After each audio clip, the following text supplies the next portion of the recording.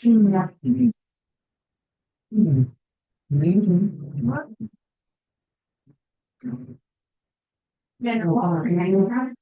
Bismillahirrahmanirrahim. Assalamualaikum warahmatullahi wabarakatuh. Kembali lagi dalam pembelajaran IPA. Kali ini kita akan melanjutkan pembahasan mengenai kalor dapat menyebabkan perubahan wujud zat. Nah, di periode sebelumnya kita sudah mempelajari gimana cara membuat versus suhu.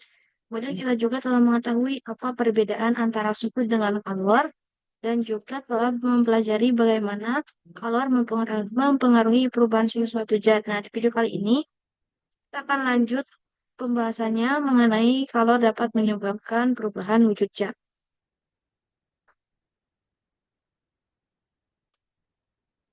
Nah, coba perhatikan dulu. Di sini ada beberapa fenomena perubahan wujud zat.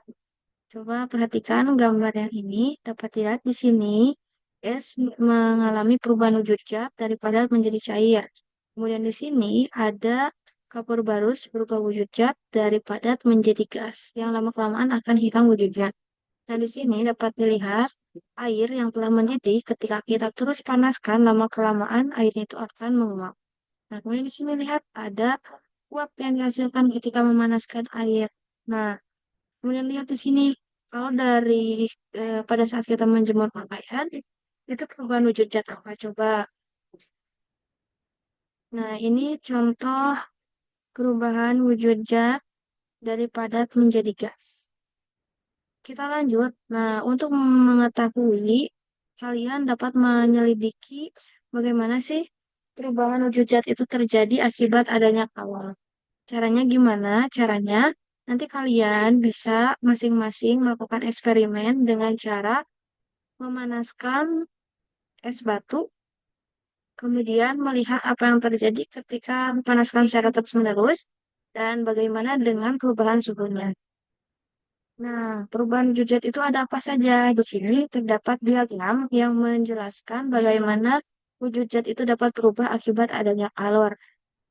Seperti yang kita ketahui, kalau wujud zat itu ada padat, cair, dan gas. Nah, dari padat ke cair itu akan berubah wujud, yaitu mencair. Kemudian dari cair ke padat akan membeku. Nah, kemudian di sini dari padat ke gas itu akan mengalami perubahan wujud zatnya itu adalah penyublim. Kemudian dari gas ke padat itu akan mengalami perubahan wujud zat deposisi. Kemudian dari gas ke cair itu akan mengalami perubahan wujud zat pengembuan dan dari cair ke gas itu akan mengalami penguapan. Nah, ini yang ditandai oleh panah berwarna biru itu menunjukkan perubahan wujud zatnya itu memerlukan kalor. Sedangkan yang ditandai oleh panah warna hitam ini menunjukkan perubahan wujud zatnya itu melepaskan kalor. Tuh. Nah, ini di sini terdapat contoh-contoh perubahan wujud zat. Misalnya ini, yang ini itu menunjukkan perubahan wujud zat dari padat ke gas. Contohnya ini kayak kapur barus. Nah, kalau ini kayak misalnya apa ya, saat musim dingin, udara itu lama-kelamaan akan membeku gitu ya. Ini dari gas ke padat. Kemudian ini nih, lihat ada perubahan wujud zat dari padat ke cair. Contohnya, kayak lilin yang dipanaskan lama-lama kan akan mencair. Tapi ketika sudah menjauhi api, sumber kalornya, lama-kelamaan lilin yang meleleh ini atau yang mencair ini akan membeku kembali. Nah, kemudian di sini ada perubahan wujud zat dari cair ke padat. Yaitu contohnya es. Nah, sekarang coba kita lihat. Ini ada perubahan wujud zat dari cair ke gas. Dari cair ke gas tuh contohnya kayak misalnya kita mendidihkan air. Nah, biasanya kan suka muncul uap tuh di atasnya. Nah, itu artinya bahwa akibat adanya kalor, wujud yang cair itu bisa menghasilkan gas. Nah, gimana kalau gas dari cair? Nah, ini misalnya kita punya minuman dingin atau minuman panas. Kemudian kita tutup tuh. Biasanya di pinggir gelasnya itu suka ada gas kan atau uap. Nah, lama-kelamaan uap yang terkumpul pada pinggiran gelas atau apapun itu biasanya suka menghasilkan butir-butir cairan. Nah, itu artinya mengalami perubahan wujud zat dari gas ke cair. Nah, sekarang coba kita perhatikan grafik perubahan wujud zat yang menunjukkan bagaimana suatu zat itu mengalami perubahan suhu dan perubahan wujud. Gimana perbedaannya? Coba kita lihat. Seperti yang kita ketahui bahwa suatu benda ketika berada di suhu di bawah 0 derajat atau negatif, itu wujudnya adalah es. Nah, berarti di area sini, di Q1 ini wujudnya es ya. Nah, kemudian dapat dilihat di sini, di keterangan ini, yang garis berwarna biru ini menunjukkan adanya perubahan suhu. Berarti dari sini ke sini itu ada perubahan suhu. Dari sini ke sini juga ada perubahan suhu. Dari sini dan ke sini pun ada perubahan suhu. Sedangkan garis yang berwarna orange ini menunjukkan adanya perubahan wujud. Makanya di sini ada yang namanya kalor lebur es dan ada kalor uap. Nah, di sini seperti yang kita ketahui kalau yang berwarna biru itu ada perubahan suhu. Makanya di sini ada delta T. Ingat, delta T ini menunjukkan adanya perubahan suhu dari suhu awal ke suhu akhir. Gimana cara mengetahuinya? Nanti kalian tinggal menghitungnya dengan cara mengurangkan suhu kedua dikurangi suhu pertama atau suhu akhir dikurangi suhu awal. Nah, sekarang karena ini berada di bawah 0 derajat, makanya pada kondisi ini itu wujud suatu benda itu akan padat atau es. Sehingga di sini kita bisa menggunakan kalor jenis es. Nah, kemudian ketika mengalami perubahan suhu hingga ke 0 derajat, itu es yang awalnya padat akan melebur. Sehingga pada Q2 ini, kondisi ini, terdapat kalor lebur es.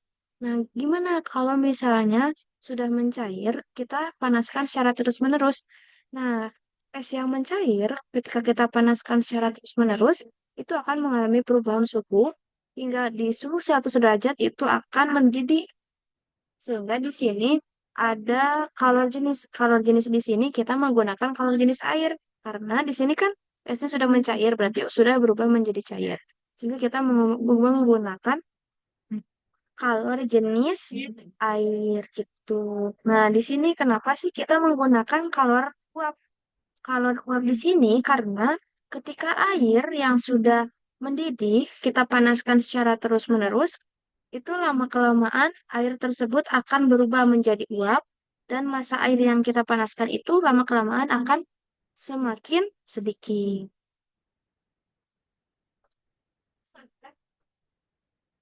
Nah, ini ada ada tabel kalor jenis yang perlu kita ketahui. Ada kalor jenis air dalam satuan joule per kilogram kali derajat Celcius. Ada juga dalam satuan kalori per gram derajat Celcius. Nah, sekarang kita coba mengerjakan satu contoh soal. Gimana cara menyelesaikan soal ini? Caranya, perhatikan di sini. Ini ada beberapa hal yang sudah diketahui seperti kalor jenis es. Kalor jenis es, kemudian ada kalor lebur es, ada kalor jenis air, dan ada masanya juga sudah diketahui. Nah, sekarang yang ditanyakan adalah jumlah kalor yang dibutuhkan untuk meleburkan es dari posisi A, berarti dari sini, hingga posisi D. Itu berapa sih kalor yang dibutuhkannya? Nah, ingat, karena di sini kita harus ditanyakan itu dari sini ke sini ya, dari A ke titik D. Kita selesaikan satu persatu dari titik A ke titik B dulu. Lihat, dari titik A ke titik B ini wujudnya adalah padat atau es. Sehingga kita dapat menggunakan kalor jenis es.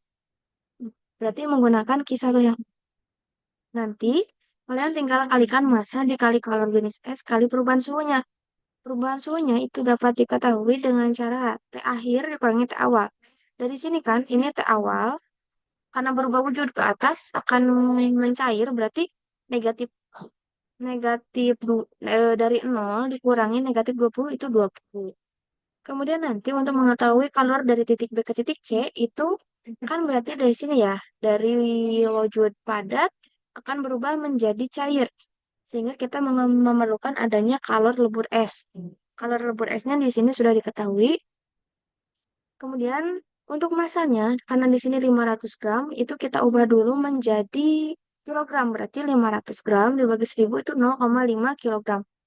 Nah, kemudian di sini ketika esnya itu sudah melebur atau berubah wujud menjadi cair, itu dipanaskan lagi hingga mengalami perubahan suhu hingga ke 70 derajat Celcius. Nah, nanti di sini kita menggunakan massa dikali kalor jenis apa coba? Kalor jenis air karena esnya sudah berubah wujud menjadi cair gitu ya. Dan di sini lengkapnya penyelesaiannya.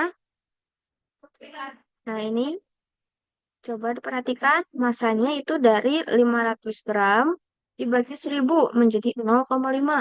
Kemudian dikali kalor jenis esnya 2100. Nah, dikali perubahan suhu dari titik A ke titik B. A ke titik B, ingat. Dari sini berarti ini T awal. Lama-kelamaan berubah suhunya menjadi 0. Berarti ini T akhir. Nah, T akhir ini, ingat kalau perubahan suhu kan T akhir dikurangi T awal. Berarti 0 dikurangi negatif 20. Makanya di sini jadi 0 dikurangi negatif 20 adalah 20. Nah, sekarang kita kalikan. Ingat, cara mengalikannya mesti ingat gak? Kalau 2 kali 0,5 berarti berapa? Satu kan? Satu dikali satu dikali 2100 berapa hasilnya? Nah, sekarang coba kita kalikan lagi. Kita hitung berapa sih kalor yang dibutuhkan dari titik B ke titik C untuk meleburkan es. Nah, berarti di sini kita perlu adanya kalor lebur es. Besarnya itu 340.000. 340.000 kita kali dengan 0,5. Hasilnya 170.000 Joule. Nah, sekarang coba kita hitung kalor yang dibutuhkan untuk merubah suhu air dari titik C ke titik D. Berarti di sini kita membutuhkan adanya kalor jenis air. Tinggal dikalikan saja 0,5 kali 4.200 berapa. Nah, untuk perubahan suhunya, ini karena kita melihat dari titik C ke titik D, lihat dari 0 derajat air berubah suhunya menjadi 70 derajat. Berarti akhirnya itu adalah 70 dikurangi 0. Sehingga 70 adalah perubahan suhu untuk kalor dari titik C ke titik D. Setelah kalian memperoleh berapa besar kalor yang dibutuhkan dari titik A ke titik B, kemudian dari titik B ke titik C, dari titik C ke titik D, nah langkah selanjutnya kalian menjumlahkan semua kalor yang dibutuhkan di sini, sehingga diperoleh besar kalor yang dibutuhkan untuk meluburkan es dari titik A ke titik D adalah 338.338.000 Joule. Nah, sekarang coba kalian kerjakan contoh latihan soal satu ini. Jawabannya nanti boleh kalian tuliskan di kolom komen. Nah, mungkin itu saja untuk video pembahasan mengenai bagaimana kita mengetahui bahwa kalor itu dapat mengakibatkan perubahan wujud zat suatu benda dan bagaimana kita mengetahui besarnya kalor yang dibutuhkan untuk merubah wujud zat suatu benda. Di video selanjutnya, kita akan melanjutkan pembahasan mengenai penerapan asas baik dalam kehidupan sehari-hari.